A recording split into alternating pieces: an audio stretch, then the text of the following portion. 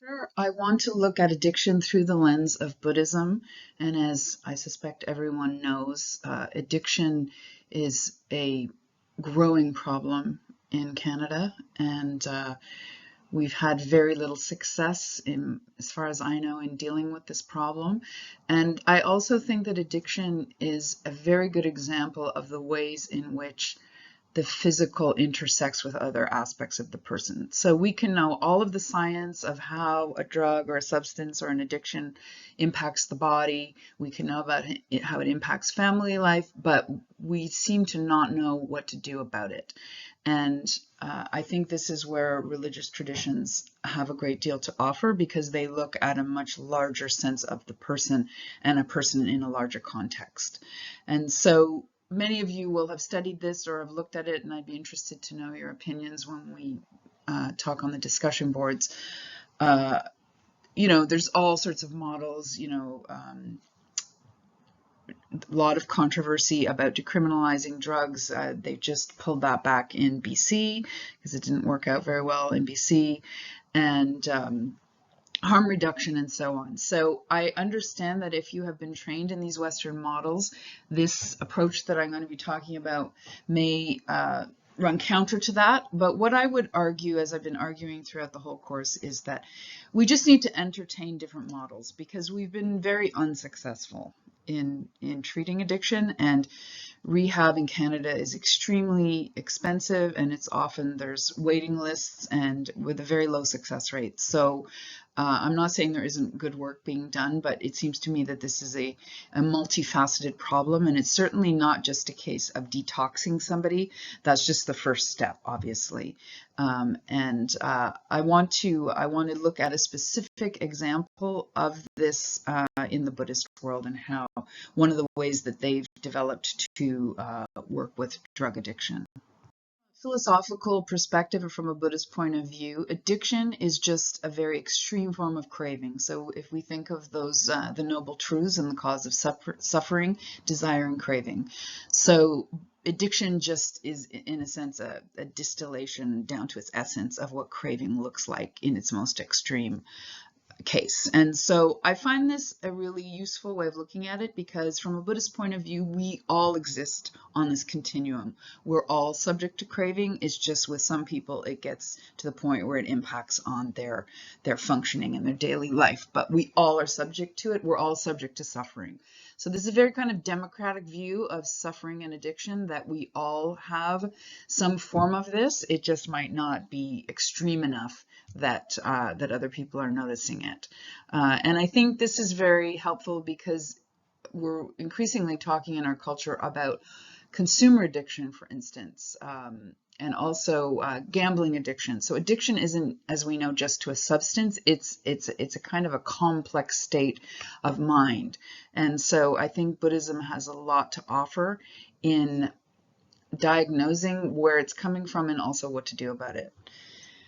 So then logically, from this point of view, the cure for this is the same. And so it's the Noble Eightfold Path, and that Buddhist approach to life is the cure for suffering and for craving. So I've been noticing over the last few years, there's a whole kind of blossoming field of that looks at the connection between Buddhism and addiction. And I saw one title called Dharma Recovery. So I thought that was really interesting. And this is very similar to, many of you will be familiar with Alcoholics Anonymous, that comes from a Christian basis. And again, that's controversial, but that idea that the first thing you have to do in AA is give yourself over to a higher power.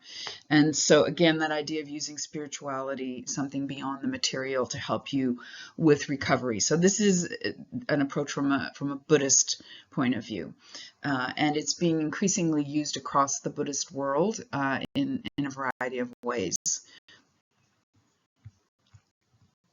I want to focus on an example of how Buddhism deals with addiction by looking at Wat Tham Krabak, which Wat means monastery. So it's a Thai monastery founded in 1957 by a Buddhist holy woman and her nephews, who were ordained monks. And they were developing this monastery with particular focus on helping people suffering from addiction. because at the time in Thailand, a series of new laws had been brought in to try to cope with rising rates of opium addiction, making it very, very difficult to get the drug, making it illegal, imprisoning people, and so on. So the monks and nun wanted to help these people who could no longer get drugs or who wanted to get off of drugs. And so the monastery is based on the usual principles of a Buddhist monastery, but with a particular focus on helping people struggling with addiction. Now, I think this photograph says it all. You can see the person who is suffering from addiction and the monks, and I think the body language is very interesting. There's this, I think it really expresses the compassion that is so much a part of that Buddhist tradition in this person trying to give solace to this person and to help them. And so Wat Thram Krabak has become internationally famous, and increasingly people from all around the world are going there, and particularly from the UK. So there's been a number of famous cases of musicians going. Often they flee, which is not surprising when I'm going to go through some of the steps. But it's had an incredibly high success rate according to them, and over 100,000 people now have been treated at this monastery for various forms of addiction. And so I want to work through some of the practices that used at the monastery. Here's where it can become controversial, and the media loves to fixate on this one small part of the larger process. But what you see here is the whole idea behind going to this monastery is you have to go cold turkey. So there's no methadone, there's nothing like that. The person's expected to go cold turkey. And part of that, helping them to do that, is a detoxification process. So the most dramatic part of this is you can see they're kneeling in front of these kind of trenches. And so they're given a substance that makes them throw up. And then they're expected to throw up as part of this detoxification process with the herbs that were developed by the nun that founded the monastery. Now, what you see in the background there is a group of people, and so it's often the case where the public is invited to watch this process along with the monks. And they sometimes bus in school children, sometimes they're singing and clapping. And so I think from a Western point of view, this can seem very odd.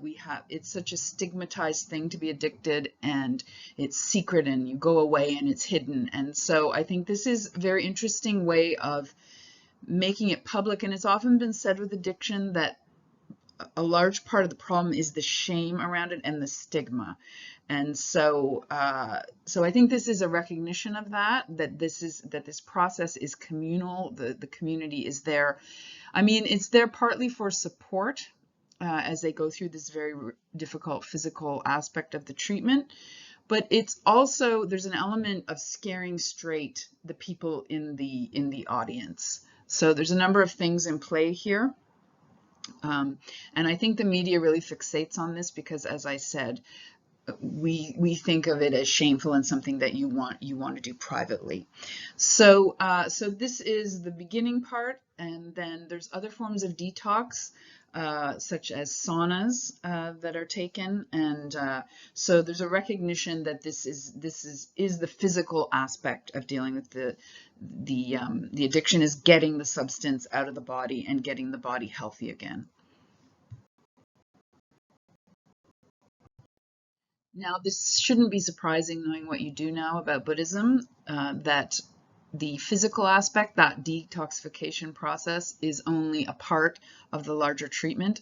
And I saw an interview with the abbot, and he said it's like 10% of the process is the physical. So I think this again is an insight coming from this tradition that I think we tend to fixate on the physical aspect in the secular West. And so the monastery offers a variety of other sort of supports for the person. And so, first of all, they're expected to take a vow. And If the person's Buddhist, obviously this has even more power, but nonetheless, they take a vow that they'll never use substances again.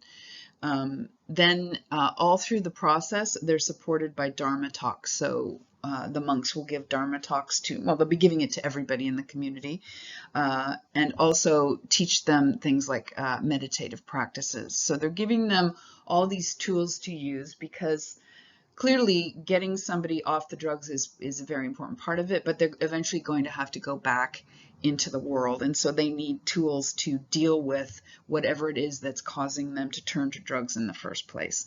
And so things like meditative practice is meant to help them work with purifying the mind. Also, anybody there is expected to participate in the activities of the monastery. So they're expected to do work. And I think this is also very important. The idea of, I saw an interview with one of the young men, and he said, you know, he would typically spend his day waking up late, just lounging around and taking drugs throughout the day. So this idea of the person having to get up, get working, and also having to contribute to the community. So it's often been said that the further somebody goes into addiction, the more self-obsessed they become. So also the idea of looking out from the self and paying attention to the rest of the community. And also you're with other people who are dealing with addiction, so you know that you're not alone in that process. Now, no one's saying that any approach has 100% success rate, and that this type of approach is good for all people, but there is no doubt that these practices have been very successful, at least for some. And so I want to look at why that might be the case, and drawing on the spiritual aspects of it, the religious aspects of it. Now, we know as we struggle with these issues, I saw a terrible statistic that year over year, the opioid crisis in the US has killed more people than the Vietnam War. Now, there are so many facets to this. We also know that drug companies have a lot to answer for. I don't know if you've heard of the book called Empire of Pain, where he looks at the Purdue drug company and how they actively and consciously attempted to get people addicted. And also this very overly close relationship between some medical doctors and drug companies. This is a huge issue. I realize that, but I just want to focus on the elements that I think deal with many of the multifaceted problems that lead to drug addiction.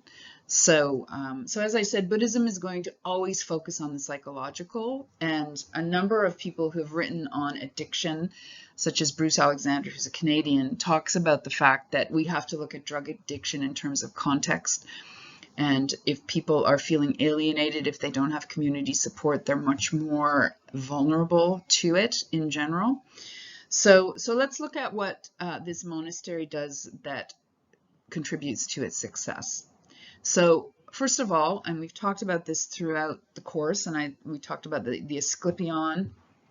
So the idea of a healing and a holding environment. So when you go to the monastery, you're being taken out of your regular life, which typically you're probably hanging around people that are also using substances. So you're being taken out of that context, and you're being put in a very different environment that's focused on your healing. And I just wanted to say this is also, I believe it's very low cost. You're just expected to cover kind of the costs of room and board. So you're going into a healing environment where these monks are dedicated to your well-being, and they're doing it. They're not getting paid to do it. They're not professionals in that sense. They're doing it out of compassion. So you're also in a beautiful natural setting in Thailand. So it has all these elements of healing environments that we see across religious traditions. It's a sacred space. There's statues of the Buddha everywhere. There are places to meditate. So it does take on board the body. It's not rejecting that aspect of the challenge of addiction, that the body has to be taken on board. And so there's a whole process using herbs of detoxification, as I said, saunas and so on. So that is definitely seen as the first step, but it's also mental detoxification. It's not just physical, because if the from a Buddhist point of view, if the attitudes aren't changed, the person's just going to fall back into addiction once they leave the monastery. Another aspect of this is mentorship. So the person is looking to these monks as mentors, and each person can go and have one-on-one discussions and counseling with the monks, and also larger community support. And we looked at that aspect throughout this course, the importance for human beings of community support and that sense of not being alone with your problems. And certainly AA talks about that a lot. That ability to confess, that ability to talk to others, to be open about your struggles is a huge part of healing as well. Another aspect which religions tend to be very good at is daily structure. And I would just argue this is true for everyone, and regardless of what you're endeavoring to do, that I personally have never seen anything good come out of a scattershot approach. And so there is an element with monasteries of almost a military type structuring, where you get up at a certain time, you go to bed at a certain time, everybody's doing the same thing together. And this goes completely counter to, as I was saying, the way a lot of addicts are living, which is very chaotic. And so again, most human beings, I think all human beings, thrive in at least some type of structure. So this definitely works against that chaotic aspect that's often a hallmark of addiction. Also, the monastery offers various tools for recovery, and so I'm going to invite you to look at their website. They have a website, and it describes many of the different parts of the healing that are offered to the person. So as I said, it could include Dharma talks, meditation, group therapy. All of these kind of practices are also available to the person. And then at the end, if they successfully complete the whole thing, typically they're given a ring, which I think, again, like the vow, it's a concrete way of committing to the process. And I would say also, if you're wearing the ring, I believe AA gives medallions, and you carry them with you. So again, it's a kind of touchstone. Say you go out into the world, you're trying to change the way you're living. You can even touch the ring, you can hold it as a kind of reassurance and to remind you of the process that you're going through as well.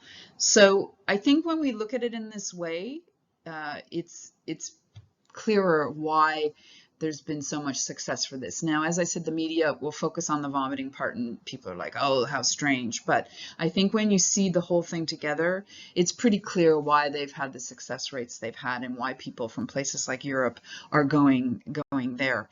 Now, I'm going to be uploading a short clip so you can see what it looks like, and you can see some interviews with the people that have who live at the monastery and who have undertaken rehab there.